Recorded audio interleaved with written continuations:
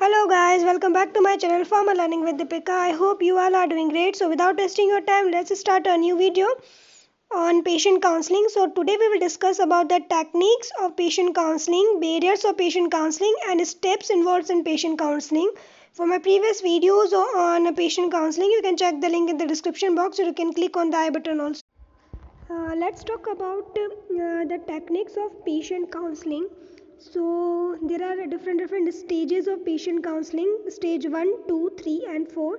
So first stage 1, medication information transfer, during which there is a monologue by the pharmacist providing basic brief information about the safe and the proper use of medicine.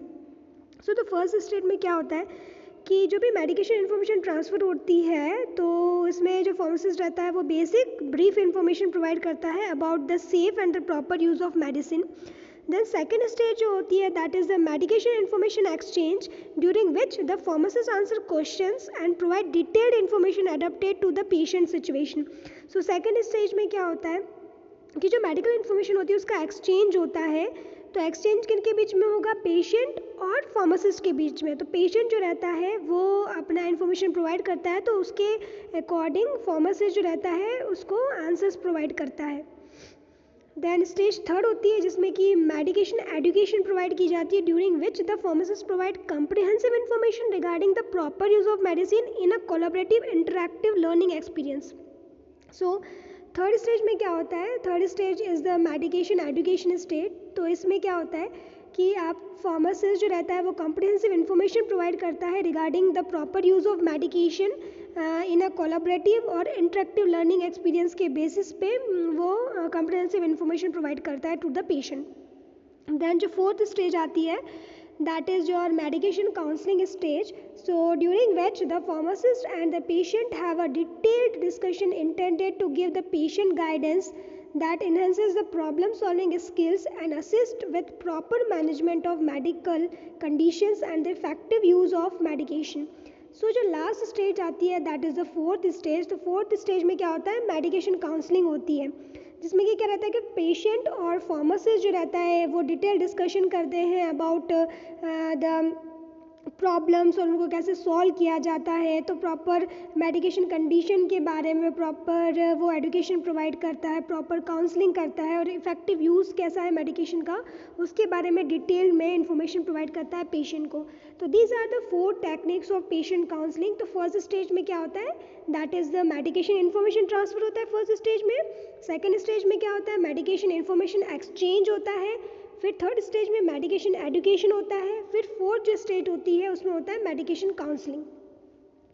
Now let's talk about the barrier of patient counselling. तो different barriers रहते हैं during the patient counselling. तो एक जो सबसे most important barrier रहता है that is the preparation desk between the counsellor and the patient. तो पेशेंट और काउंसलर के बीच में जो प्रिस्क्रिप्शन डेस्क रहती है तो वो भी एक तरीके से बैरियर का काम करती है. फिर कभी कभी क्या होता है कि जो काउंसलर रहता है उसके पास में टाइम नहीं होता उतना, तो that is the lack of available time. Openness of the counselling area signify no privacy. और अगर जो काउंसलिंग का एरिया है वो बहुत ही ज़्यादा ओपन रहता है तो ओपननेस भी जो रहती है वो एक तरीके से प्रॉपर काउंसलिंग नहीं कर पाते हैं ओपननेस में, क्योंकि पेशेंट क्या रहता है कि अपनी जो भी अंदर की चीज़ रहती है वो शेयर नहीं कर पाता due to the openness.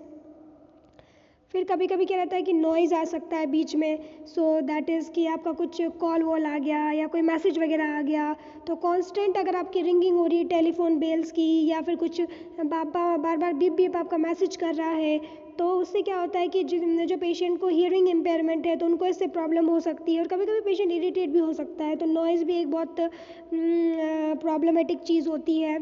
Then environmental barrier आ सकते हैं जिसमें कि आपका फर्नीचर की जिस फर्नीचर की बात करी मैंने तो फर्नीचर भी ऐसा रहता है जो कि फिजिकल बैरियर क्रिएट कर देता है कि बीच में अगर ग्लास लगा हुआ है, कांच लगा हो तो वो एक तरीके से बैरियर का काम कर सकता है. फिर semantics relate to the meaning of word and symbols use in the interpersonal communication. तो अगर आप कभी सिमेंटिक्स यूज़ करते हो, आई विल राइट semantics. है ना। तो कभी आप ऐसे वर्ड्स चूज़ करते हो या सिंबल्स चूज़ करते हो जिसको कि पेशेंट समझ नहीं पाता है, तो दैट आर ऑल्सो बैरियर का काम करता है। तो आपको हमेशा इस टर्म में समझाना है कि पेशेंट को समझ में आए, तो कोई भी जार्गोन नहीं होना चाहिए। तो jargon should be clearly defined और अवॉइडेड। तो जार्गोन आपको अवॉइड करने हैं या फिर उनको clearly you have to define the patient. तो एक तरीके से जो सिम्नेटिक्स होता है is example of psychological barrier की तरह माना जाता है इसको। फिर जो नेक्स्ट बैरियर होता है that is the perception. So perception is how message is received by the patient. तो आपने क्या चीज़ उसको बताई और कैसे उस पेशेंट ने आपकी चीज़ को लिया, that is the perception. Sorry. So the patient may review the doctor as only being interested in the disease, drug and the money, not in the people. So if the patient view the doctor as being incompetent or uncaring, so he or she is less likely to trust the doctor advice. So perception is an example of psychological barrier. तो एक तरीके से ये भी आपका psychological barrier की तरह ही काम करता है perception। तो आपको perception नहीं बनाने हैं, ठीक है। देन द नेगेटिव एटीट्यूड, अगर डॉक्टर का और या अगर फार्मासिस्ट का नेगेटिव एटीट्यूड रहता है टुवर्ड्स द पेशेंट, तो इससे क्या रहता है कि एक तरीके से पेशेंट की तरफ या फिर कोई भी डिसीज़ वगैरह हो गई तो उसकी तरफ अगर आपका डॉक्टर का पेशेंट का अगर नेगेटिव एटीट्यूड रहता है तो उसका जो सेल्फ स्टीम रहता है, कॉन्फिडेंस रहता है, तो वो लो हो जाता है। सो कम्युनिकेशन वो प्रॉपरली नहीं कर पाते हैं पेशेंट के साथ में। तो they should have to improve their skill through the practice कि नेगेटिव जो एटीट्यूड है उनका वो नेगेटिव एटीट्यूड दूर हो। तो it is also example of psychological barrier. फिर पर्सनल बैरियर्स भी होते हैं जिसमें कि आपका खुद का ही जो कॉन्फिडेंस है वो लो हो सकता है, शाइनेस हो सकती है, डिसफंक्शनल इंटरनल मोनोलॉग हो सकता है, लैक ऑफ ऑब्जेक्टिविटी हो सकती है, कल्चरल डिफरेंस आ सकता है, डिस्कम्फर्ट आ सकता है। तो ये सारी जो चीज़ें रहती है वो पर्सनल बैरियर में इंक्लूड होती है। फिर एडमिनिस्ट्रेटिव बैरियर्स भी हो सकते हैं कुछ कि such management may view the lack of money compensating for the communication as a reason not to communicate. तो एडमिनिस्ट्रेटर्स जो रहते हैं उनके पास में मनी रहती है तो इतना मनी प्रोवाइड नहीं करते जिसकी वजह से आप प्रॉपर्ली कम्युनिकेट कर पाओ किसी भी पेशेंट के साथ में। तो ये भी एक तरीके से बैरियर का काम करता है। फिर टाइम बैरियर रहता है एक तरीके से, तो are interlinked with the administrative barrier because management is responsible for staffing level as well as the allocation of the work duties. So time limits are very common when it comes to the pharmacist and the patient. So time restraints are often excused not to counsel through it often does not take very long. तो कभी कभी क्या होता है, देखो administrative barrier और time barrier दोनों चीज़ें जो रहती है एक तरीके से इंटरलिंक्ड है। तो अगर एडमिनिस्ट्रेटर ऐसा है आपका कि उनके पास में मनी नहीं है तो इतने पीपल रखेगा नहीं कि प्रॉपर काउंसलिंग हो सके पेशेंट की। तो टाइम नहीं मिल पाता है प्रॉपर काउंसिल करने के लिए काउंसलर को, तो उस वजह से भी एक तरीके से बैरियर का काम करता है कि प्रॉपरली वो पेशेंट को सुन नहीं पाएगा तो उसको काउंसिल नहीं कर पाएगा। तो उसको नंबर ऑफ़ पेशेंट अटेंड करने पड़ते हैं क्योंकि स्टाफ कम रहता है। एडमिनिस्ट्रेशन के पास में ज़्यादा मनी नहीं है, लैक ऑफ मनी है, तो उनके पास में स्टाफ कम है। स्टाफ कम होने की वजह से क्या रहता है कि पर्टिकुलर जो काउंसलर है उसको नंबर ऑफ़ पेशेंट्स को हैंडल करना है, तो उसके पास में लैक ऑफ टाइम की वजह से ये भी एक बैरियर की तरह एक्ट करता है। So these are the basic barrier for the patient counseling. Now patient counseling के लिए क्या क्या steps involved होते हैं कि what are the steps involved for the patient counseling? तो first is the introduction of the session. So you have to give the introduction of the session. So review the patient record prior to counseling. तो जब भी आप counseling करें उससे पहले you have to check the patient record. Then उसके बाद में पेशेंट की काउंसलिंग करने से पहले you have to introduce yourself to the patient. फिर उसके बाद में काउंसलिंग के सेशन का पर्पस क्या है, you have to explain the purpose of your counselling. Then obtain pertinent initial drug related information आपके पास में होनी चाहिए, जैसे कि ड्रग की एलर्जीज एंड अदर मेडिकेशंस, तो उसके बारे में आपके पास में पूरी इन्फॉर्मेशन होनी चाहिए। फिर warn the patient about taking other medication including OTC, herbals and botanicals, drugs and alcohol which could inhibit or interact into the prescribed medication. तो जो प्रिस्क्राइब मेडिकेशन है उसके साथ में इंटरेक्ट कर सकती है और उनके एक्शन को या उनकी एक्टिविटी को इनहिबिट कर सकती है, तो ऐसी ड्रग को वो ना ले, तो उसके लिए आपको पेशेंट को वार्न करना है।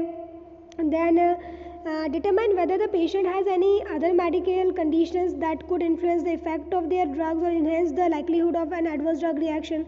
तो आपको ये चीज़ भी डिटरमाइन करनी है कि पर्सन को कोई सी ऐसी मेडिकेशन तो नहीं ले रहा है या अदर कोई मेडिकल कंडीशंस तो नहीं है जो कि आपकी ड्रग जो भी प्रिस्क्राइब होने वाली है उसको इन्फ्लुएंस करेगी या फिर एडवर्स ड्रग रिएक्शंस को बढ़ा सकती है। तो ये चीज़ भी आपको डिटरमाइन करनी है।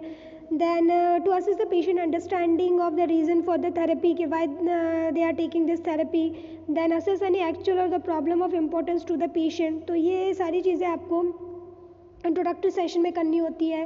देन जो नेक्स्ट स्टेप होती है that is the content of the session.